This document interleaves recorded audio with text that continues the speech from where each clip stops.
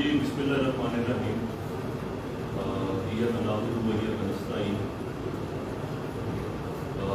मैं सबसे पहले अपने मीडिया के जो दोस्त मेरे बैठे हैं, मैं आपसे दिल से मशहूर हूँ कि आपने कोरोना को मसरूफियात से अपना कीमती टाइम निकाल के हमारे लिए वक्त किया, और इंडिविजुअली मैं दोस्तों का शुक्रिया अदा करूँगा जिन्होंने यहाँ पे टाइम निकाला हमारे लिए। मोहसिन साहब जो है वो जियो न्यूज़ से आए, उनका I'm highly grateful for your kind gesture।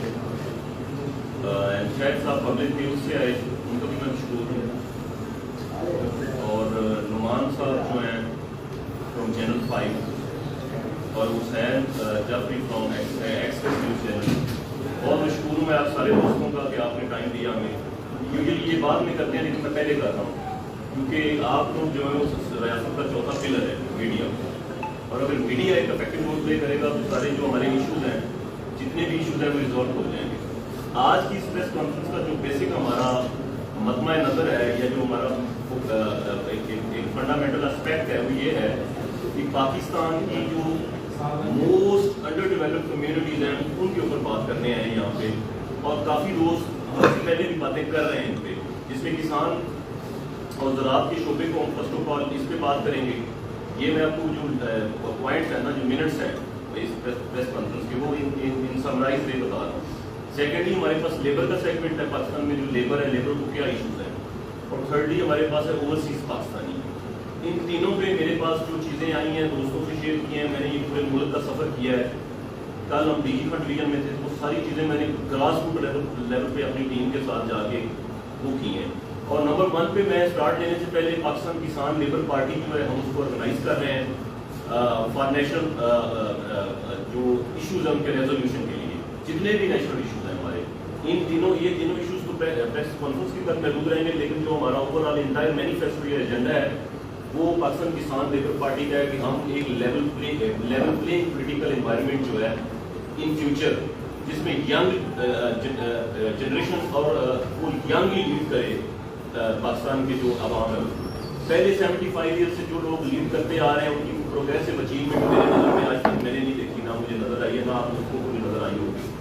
तो ये पाकिस्तान किसान लेबर पार्टी का प्लेटफॉर्म है जिसको हम इंटरनेशनल लेवल पे लेके जा रहे हैं। We had started from Punjab and specifically we had started from जनूबी Punjab, south Punjab, which is highly underdeveloped and it is spread on almost 800 to 900 kilometers। अपर पंजाब से नीचे को आए, जब लाहौर से ट्रैवल करते हैं तो रोहिंग्या तक जाए तो 800 किलोमीटर ट्रैवल करना पड़ता है हमें। तो ये यहाँ से ये इसको हमने यहाँ से हमने स्टार्ट किया।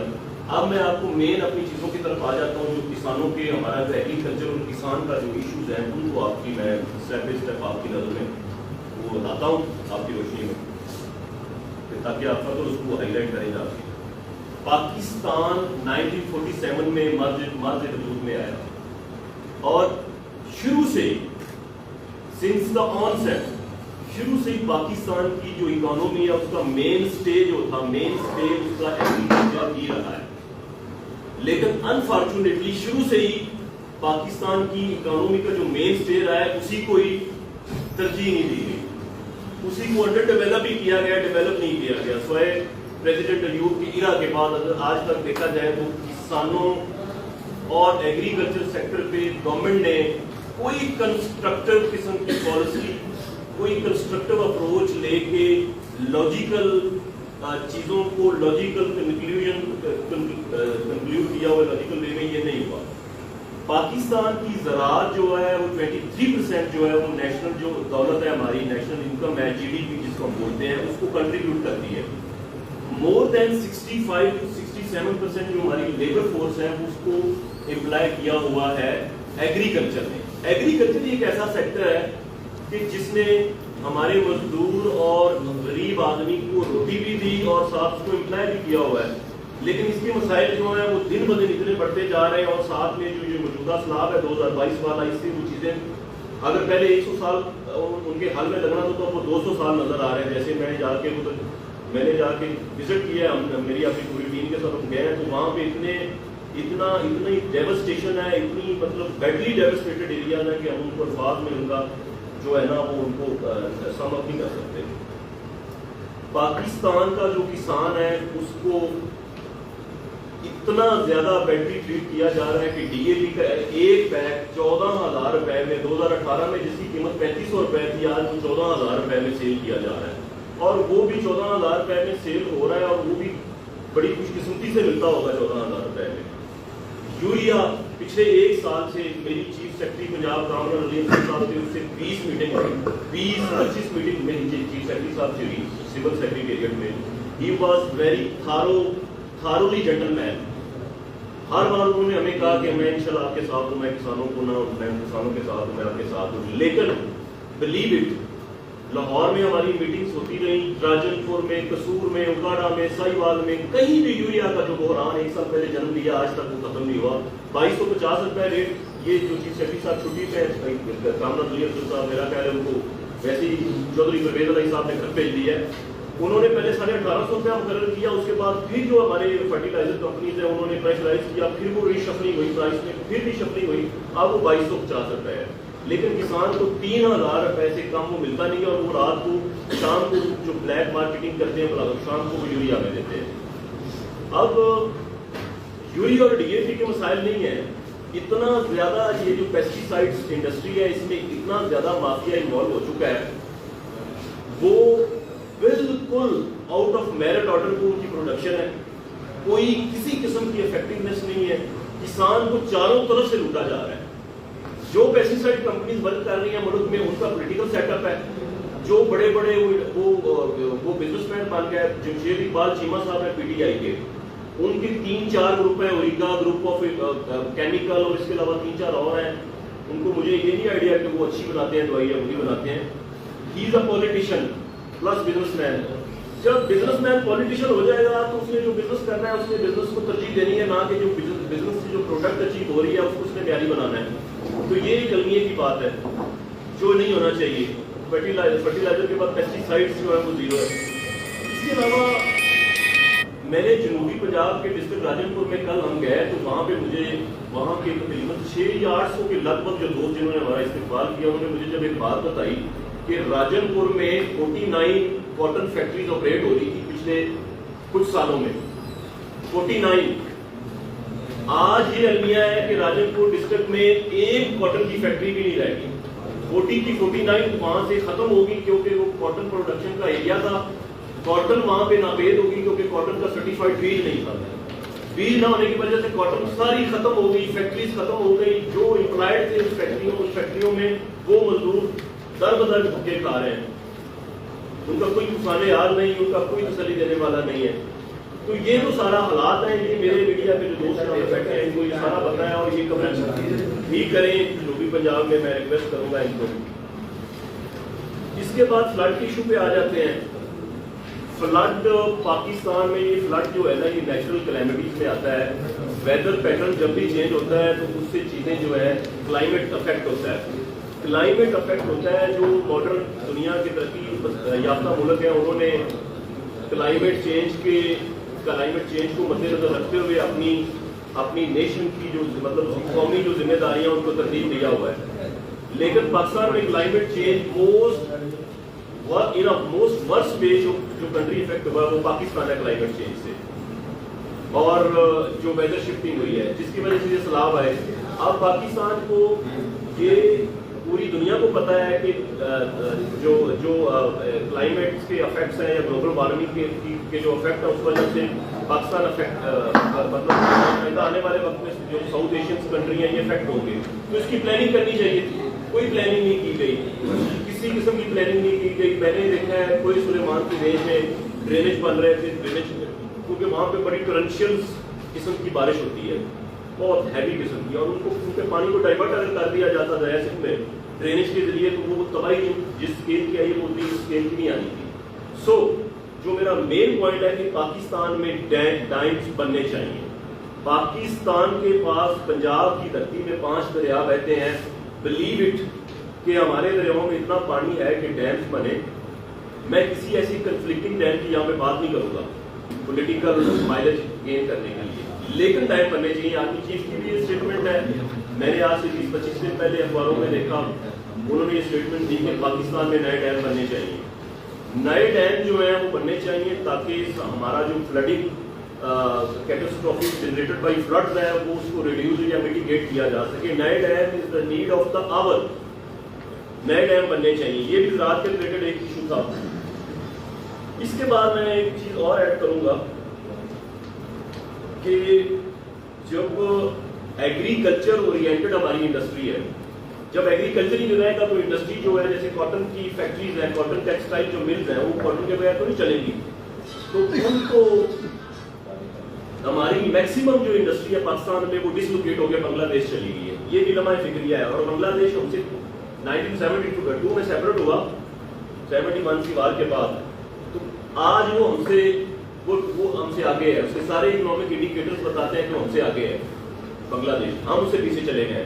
روپیہ ہمارا ڈی ویلیو ہو رہا ہے گریجولی. نئی گورنمنٹ جو انسٹال ہوئی ہے اس نے بھی جو ایفرٹس کی آئے ان سے ہم نے لون بھی لیا, اس کے باوجود ہمارا روپیہ اسٹیبلائز نہیں ہوتا. تو انڈسٹری ڈسلوکیٹ ہو رہی ہے. جب انڈسٹری ڈسلوکیٹ ہوگی تو مزدور بھوکا مرے گا, اور مزدور بھوکا مرے گا. غربت کا انڈیکیٹر مزید جو ہے پاکستان پاورٹی لائن کی جو وہ ایک ریشو ہے اس میں زیادہ سے زیادہ لوگ اور اس جال میں چلے جائیں گے. So this is a very very alarming situation. اس کو پاکستان کسان لیبر پارٹی کے اس پلیٹ فارم سے ہم گورنمنٹ کو ریکویسٹ کریں گے کہ یہ جو چیزیں میں نے پہلے بولی ہیں میڈیا کے وسط سے, یہ ساری چیزیں جو ہیں ان کو وار فوٹ بیسس پہ لیا جائے اور وار فوٹنگ بیسس لیا جائے. ان کو نیشنل چیلنجز کے طور پہ لیا جائے. ایگریکلچر میں ایک ایمرجنسی ڈکلیئر کی جائے. اور دیکھیں چائنا نے جب ایگریکلچر میں گرو کیا, میں ہسٹری کا اسٹوڈنٹ ہوں, پالیٹکس بھی میں نے پڑھی ہے. چائنا نے جب 1949 میں چائنا لبریٹ ہوا, مین لینڈ 27 سیپریٹ ہوا, چائنا الگ ملک بن گیا کمیونسٹ اسٹیٹ. 49 میں وہ 49 کے بعد آن ورڈ انہوں نے 5 ایئرس پلان, جو چیون لائی صاحب تھے جو ان کے پرائم منسٹر تھے, انہوں نے 5 ایئرس پلان ایگریکلچر میں انٹروڈیوس کرایا, جس سے اس کی اتنی ڈیولپمنٹ ہوئی کہ چائنا 1949 میں 2 سال بعد ہم سے آزاد ہوا. وہ 5 ایئرس پلان کا جو ایک پیٹرن ہے اس کے ذریعے انہوں نے اپنے ایگریکلچر کو ڈیولپ کیا. دنیا میں نے اٹلی کا ماڈل دیکھے ہیں, جرمن ماڈل دیکھے ہیں, یو ایس اے میں دیکھا ہے, جتنے بھی یورپین کنٹریز میں نے دیکھا ہے وہ ریسرچ کے ساتھ اپنے ایگریکلچر کو آگے لے کے جا رہے ہیں. پاکستان میں لمحہ فکریہ یہ ہے کہ آج سے 40-50 سال بننے والے پہلے ریسرچ انسٹیٹیوٹ جو پاکستان میں تھے, جو آج سے 50 سال پہلے ورک کر رہے تھے اور اب نہیں کر رہے, وہ آج سے 50 سال پہلے کر رہے تھے. اب جب ہمیں when the research and the technology is the need of our, now at that critical juncture they are not working. ابھی وہ کچھ نہیں کر رہے. کلام اسحاق انسٹیٹیوٹ ہے وہ ایگریکلچر ریسرچ کے لیے ہے, فیصل آباد ایگری یونیورسٹی ہے, and so many other institutions. We had a lot of good institutions, لیکن وہ ورک ہی نہیں کر رہے. اتنی ایڈمنسٹریٹو انکیپیسٹی ہے کہ میں کیا کروں.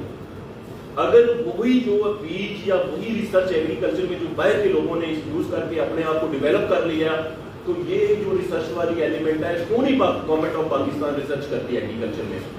کیوں یہ ریسرچ سے پیچھے جا رہی ہے؟ کیا ایسی چیزیں, کیا ہمارے پاس اسٹیٹ آپریٹرس نہیں ہے؟ پورا اسٹیٹ آپریٹرس موجود ہے, ہمارے پاس ایڈمنسٹریٹو مشینری موجود ہے, ہمارے پاس پورا ایک سسٹم ہے. اس کو ریسرچ کو کیوں نہیں کرتے؟ ریسرچ کریں, believe it in a very short period of time you will get through. آپ بہت کلیئر ٹائم میں آگے چلے جائیں گے. آج کا زمانہ ٹیکنالوجی کا زمانہ ہے. آپ کی جو انفارمیشن ہے وہ اتنی فاسٹ وے میں ڈسٹریبیوٹ ہوتی ہے, فاسٹ وے میں آگے جاتی ہے کہ ایک دنیا کے کسی حصے میں اگر نارتھ امریکہ میں چلے جائیں, وہاں پہ ایک چھوٹا سا ایونٹ اگر ہو جائے تو وہ پوری دنیا میں with in couple of minutes وہ آ جاتا ہے.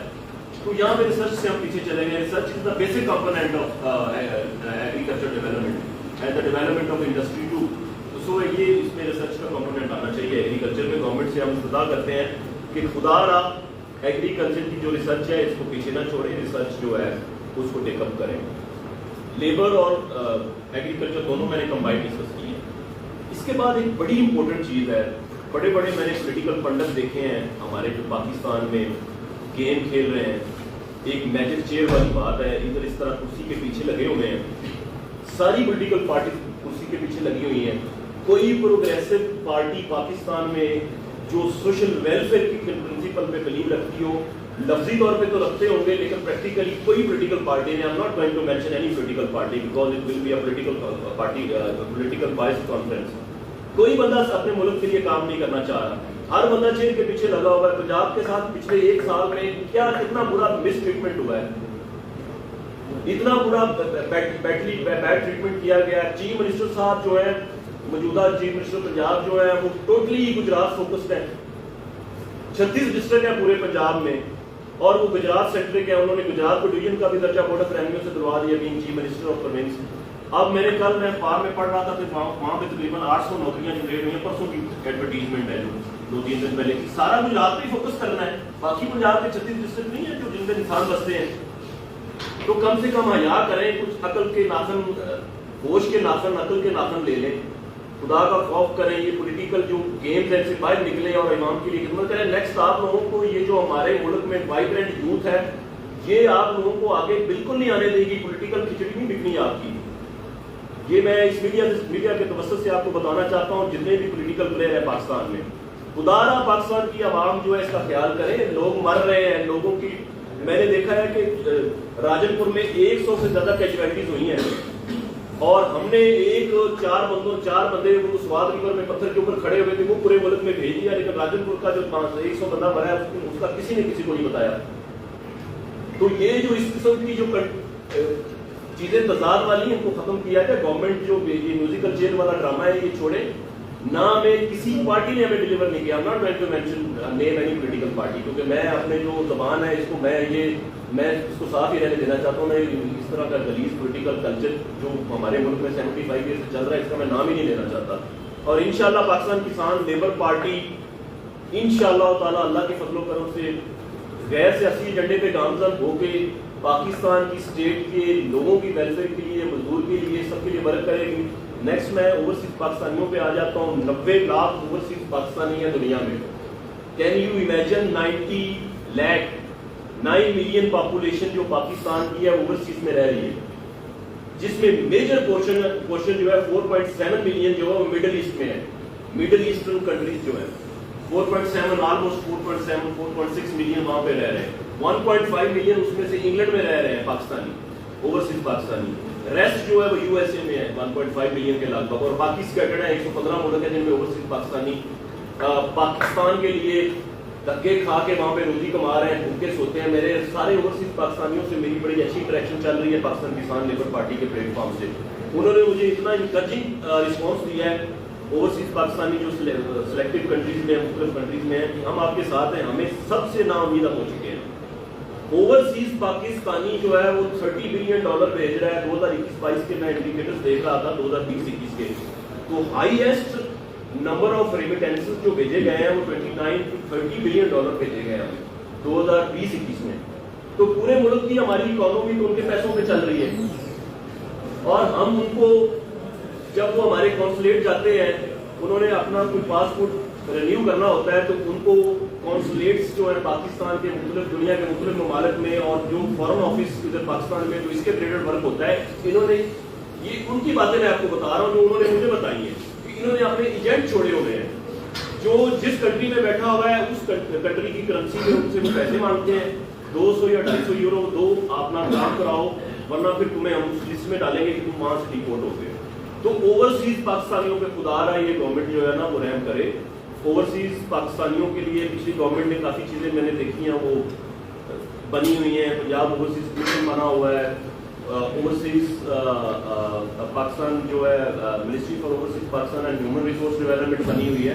تو تھوڑی سی یہ اپنا خدارہ کام کریں, اپنا مقصد اچیو کریں, تنخواہیں لے کے اسی ملک کے ٹیکس پیئر سے اور وہ جو دولت بھیج رہے ہیں اوورسیز ان سے تنخواہیں جنریٹ ہوتی ہیں اس کو تھوڑا سا والی سائڈ پہ لے جائیں, ان سے ہاتھ اٹھائیں, ان پہ جو ظلم ہو رہا ہے وہ بند کیا جائے.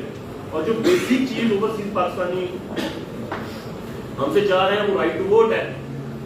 90 ملین لوگ جو ہیں اگر 9 ملین جو لوگ ہیں ان کو اگر رائٹ ٹو ووٹ سے ہم محروم کریں گے, پچھلے 75 ایئرز میں آج تک ہزاروں لوگوں نے یہ باتیں کی ہوں گی 60 سے آن ورڈ, اور یہ 2018 سے آن ورڈ تو زیادہ باتیں ہوئی کہ اوورسیز کو رائٹ ٹو ووٹ دینا چاہیے, لیکن کسی بندے نے پریکٹیکل سٹیپ نہیں بنایا, اس پہ اٹھایا.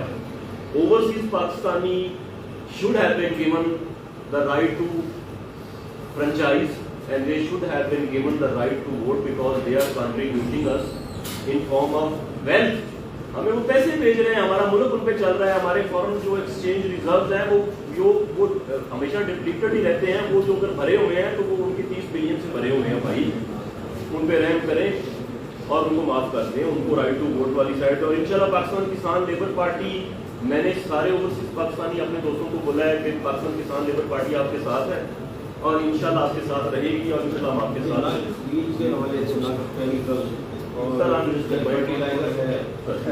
سر میں اس کی اعلان چاہوں گا. دو چیزیں اور ہیں. پاکستان میں ایک بڑی ہاٹ ڈبیٹ ہے کہ یہاں پہ انتظامی جو پراپر ایڈمنسٹریٹو فنکشنالٹی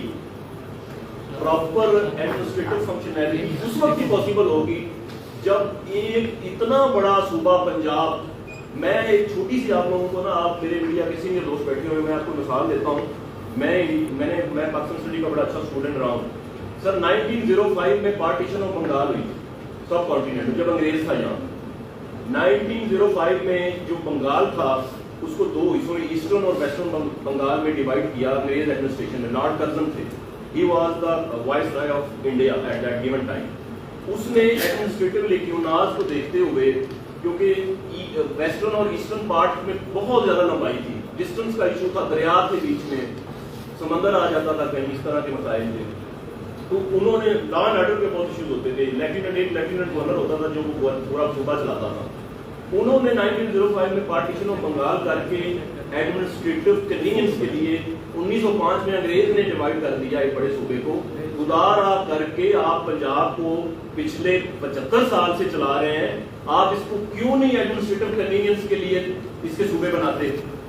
کیا آپ کے پاس کتنا بڑا ایریا ہے یہ؟ دیکھیں 13 کروڑ آبادی جو ہے رنگی آسما سے جب وہ پنڈی تک ٹریول کرتے ہیں تو ان کو ہوش آ جاتی ہے. پنڈی دیکھیں اور رنگی آسما دیکھیں, ادھر بارڈر ہے, ادھر راجن پور لاسٹ ہے ڈسٹرکٹ, ساتھ ادھر بلوچستان کی باؤنڈری ہے اور ساتھ سندھ کی باؤنڈری ہے. تو خدا for only for the administrative convenience, یہ انکنوینئنس جو ہے یہ انکنوینئنس کو دور کیا جائے فار ایڈمنسٹریٹو کنوینئنس. خدا پالیٹکس تو سب نے پڑھی ہے, جتنے بھی پولیٹیکل یہ پارٹیز پھر رہی ہیں, لیڈر پھر رہے ہیں, انہوں نے نہیں پالیٹکس پڑھی, انہوں نے ہسٹری نہیں پڑھی.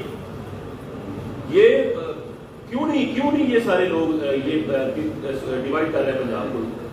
پنجاب کے صوبے یا پنجاب کے نئے یونٹس بنانے میں کیا قباحت ہے؟ جسٹ یہی ہے کہ ہمارا فیوڈلسٹک جو لینڈ لارڈ کلچر ہے جنوبی پنجاب کا, وہ نہیں چاہتے کہ پنجاب سے ڈیوائڈ ہو مختلف یونٹس میں. تو لوگوں کو میں کہوں گا کہ لوگ جو ہیں وہ اپنے حق کے لیے